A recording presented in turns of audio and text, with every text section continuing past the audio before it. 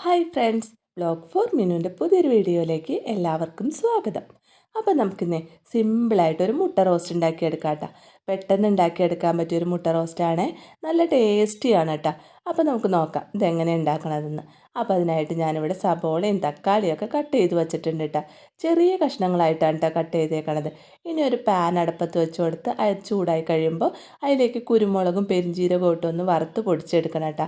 അതിനുശേഷം ആ പാനിലേക്ക് കുറച്ച് വെളിച്ചെണ്ണ ഒഴിച്ച് നമ്മൾ കട്ട് ചെയ്ത് വെച്ചേക്കുന്ന സബോളയും കുറച്ച് ഉപ്പും ചേർത്ത് നല്ലോണം ഒന്ന് വഴറ്റിയെടുക്കാം. സബോളയൊക്കെ ഒന്ന് വാടിക്കഴിയുമ്പോൾ തക്കാളി ചേർത്ത് കൊടുക്കാം. തക്കാളി നല്ലോണം ഉടഞ്ഞ് വരണ വരെ വഴറ്റിയെടുക്കാം. അതിനുശേഷം നമ്മൾ പൊടിച്ച് വച്ചേക്കണ കുരുമുളകും പെരിഞ്ചീരകം, പിന്നെ മുളക് പൊടി, മല്ലിപ്പൊടി, മഞ്ഞൾപ്പൊടി, അത്രയും പൊടികളാണ് കേട്ടോ ചേർത്തത്. പൊടികളൊക്കെ ചേർത്ത് നല്ലോണം വഴറ്റിയെടുത്തതിന് ശേഷം കുറച്ച് വെള്ളം ചേർത്ത് കൊടുക്കാം കേട്ടോ. വെള്ളം ഒഴിച്ചതിന് ശേഷം നമുക്ക് നല്ലോണം ഒന്ന് തിളപ്പിച്ചെടുക്കാം. അതിന് ശേഷം നമ്മൾ പുഴുങ്ങി വെച്ചേക്കണം മുട്ട കൂടി ചേർത്ത് നല്ലോണം ഒന്ന് മിക്സ് ചെയ്തെടുക്കാം കേട്ടോ. മുട്ടയുടെ എല്ലാ ഭാഗത്തേക്കും മസാല ആകാൻ പാകത്തിന് നല്ലോണം ഒന്ന് മിക്സ് ചെയ്തെടുക്കാം. ഇനി ഫ്ലെയിം കുറച്ചിട്ട് ഒരു 5 മിനിറ്റ് നേരത്തോളം നമുക്കൊന്ന് വറ്റിച്ചെടുക്കാം കേട്ടോ. ആ മസാലയൊക്കെ ഒന്ന് വറ്റി വരണ വരെ നമുക്കൊന്ന് വെയിറ്റ് ചെയ്യാം കേട്ടോ.